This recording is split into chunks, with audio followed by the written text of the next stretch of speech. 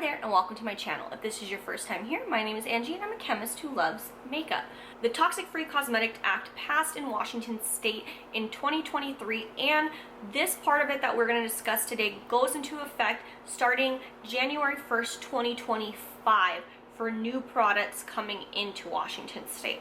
Now, the article that I had found this out about was from LinkedIn. I will of course link it, get it down below. This article refers to this law as regulatory insanity. So we're going to discuss why the article is calling the regulations that, and how this is going to affect brands and how they might respond to it. As stated earlier, this law was intended to help better the health of Washington residents. Specifically, it mentions it's seeking to especially protect minority communities who they claim are going to be most affected by toxic chemicals in cosmetic products. So in looking at the website specifying what is being banned in products in Washington, there are 9 chemicals listed on here. So one of the 9 things that they list as being banned is triclosan. This is important to note because this kind of goes to show how sometimes these banned lists aren't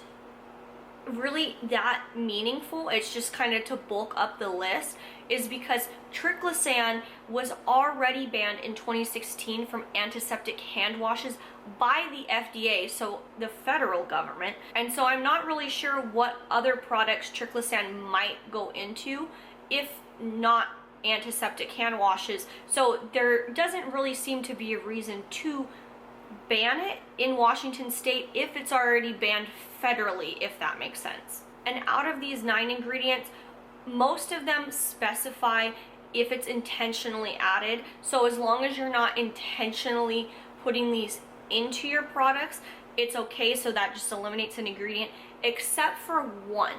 The one that on here that actually specifies a level is lead.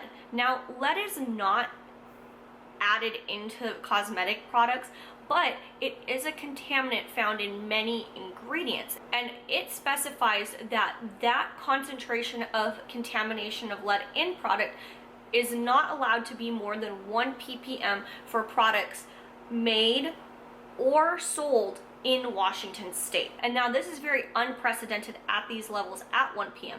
Currently, the FDA specifies it at 10 ppm. 10 ppm is recognized as a standard by many regulatory bodies for lead, and this does take into account in you're using this in multiple products on a daily basis. And I tried to look up the EU restrictions as well. When I looked up the EU restrictions, I couldn't find anything directly from the EU, so I take that to mean that they don't quite have a limit. But I did see some consulting bodies that said 2 ppm, but I also found sources that say the EU doesn't have a limit on lead.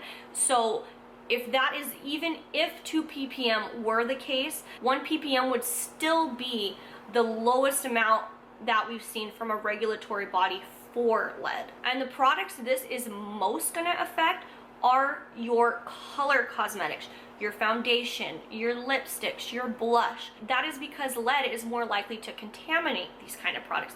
Now, for colorants, like anything that has like a color and like a number, for instance, like DNC Red 22, that is required to be certified by the FDA and be batch tested to ensure that any contamination is below a certain level. And any kind of ingredient that you're getting from the earth, clay, anything like that could be very likely to have lead contamination. Although again, the standard is 10 ppm. This is an issue because there already has been a limit established by the FDA, and it's not really laid out why this 1 ppm was the limit, other than just to have an extremely low limit.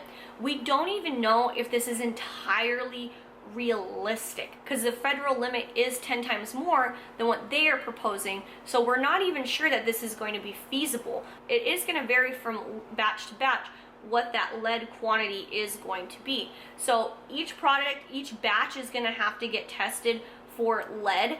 This is going to probably be kind of expensive, especially for smaller brands. This is most likely to affect natural color cosmetics, because a lot of things that you are going to get from the earth are likely to have lead contamination. This is also an issue because the FDA has already established this 10 ppm limit, and this limit was established based on safety studies, and it is pretty recognized throughout the world that this 10 ppm is a good limit to protect the health of consumers. And it doesn't seem to be explained why this 1 ppm limit was chosen other than just to be drastically lower. And this is also an issue because this is going to be a batch by batch basis. So maybe one batch has a lower lead content. Maybe one batch has a lower lead content and that batch will be able to get sold in Washington state.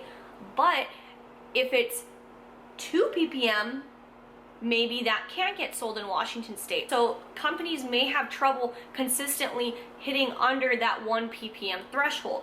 The amount of testing that's going to have to go in is also going to be expensive, and the testing required may be a challenge for especially smaller companies because each raw material or ingredient will be tested for lead most likely before it goes into the product. And if you know you're going to be well under that 10 ppm, you could avoid testing the finished product based on calculations. If it's 1 ppm, you might not have a lot of wiggle room where you need to test every finished product to ensure compliance with Washington state regulations. By the manufacturer, the raw materials, aka the ingredients, are going to be tested for lead if that is something that they're prone to contamination for. But now it may be the manufacturer of the actual product are going to have to test these raw materials themselves in order to ensure that lead is low enough and the finished product as well. Normally this may not be an issue with a 10 ppm limit, and why this is an issue now and it wasn't probably before is because if you have a 10 ppm limit established, maybe when you did testing on initial batches and the ingredients, you know you're going to be around a certain number. Maybe you're going to be around a 3, but if now you're trying to hit that 1 ppm limit and you have to be below it, it might be a lot harder to consistently get below that limit with color cosmetics or any natural kind of product. So that would mean if you are teetering around that limit, you're going to have to test each batch, and if it is above that 1 ppm, you may not be able to sell it in Washington state, which is going to be challenging because you would have to isolate the products that are going into Washington. In order to comply with this, as I said, cosmetic companies are going to have to do this extra testing that's probably going to be required.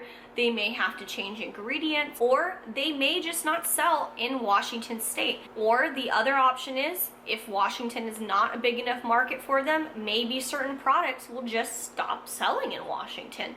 And that could be challenging for Washington residents to get products that are declared as natural that may have things that come from the earth. On the Toxic Free Cosmetic Act information from Washington state, they do offer help and assistance to smaller companies in order to comply with this regulation. I don't know who the people are that are helping. I don't know if they're industry experts. I don't know if they're just people associated with Washington state, but those are the options that are given. It'll be really interesting to see how the industry responds to selling in Washington. And if you learned something today, please click the like button.